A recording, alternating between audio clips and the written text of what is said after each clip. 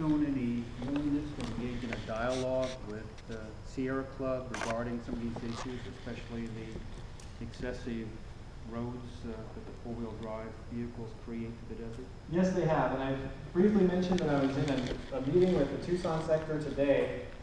We met and talked about a variety of issues, mostly road construction that they have planned and problems with dragging.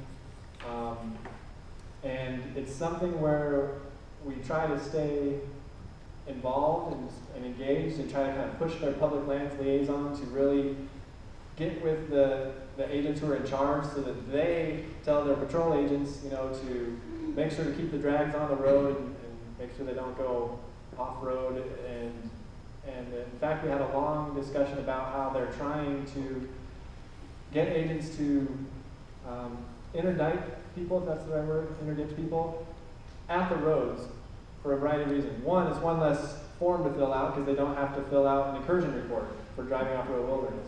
Two, there's less risk of scraping up the truck and having to answer to their boss for that.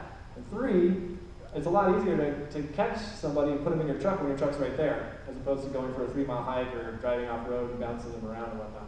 So we're hopeful that some of these camera tower systems that have so far we suspect have led to more incursions because of agents being sent to check things out. We're hopeful that as that technology improves, they can use it to monitor any traffic that they're trying to catch until that traffic gets close to a road where they'll have agents set up and waiting for them.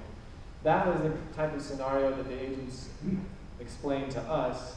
And you're probably aware there's an integrated fixed towers system that is planned for the Tucson sector.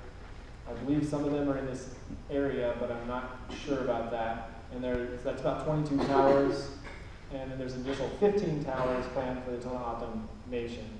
So it's more and more militarization, more surveillance, more technology. I think, it's something we can't stop. So the best we can hope for is to use it for good rather than for harm. If that, to sort of coin an inaccurate term there. So we are in conversation with them. I don't know what good it is. Also, they do submit plans about these different projects, like road construction projects, tower construction projects. And then we, in fact, all of you are welcome to do this as well. We have the opportunity to make public comment.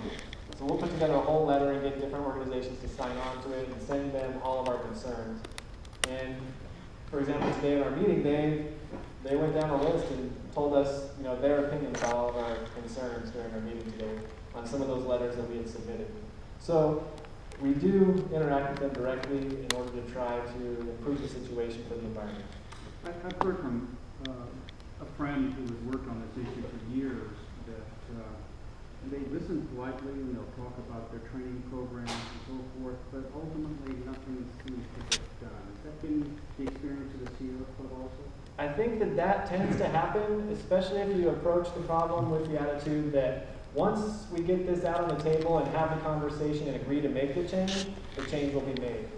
I think the reality is that you have to have that conversation, agree to make the change, and then just doggedly pursue it constantly. And if people stop pursuing it, it doesn't happen. The reason for that is none of the things that we were talking about with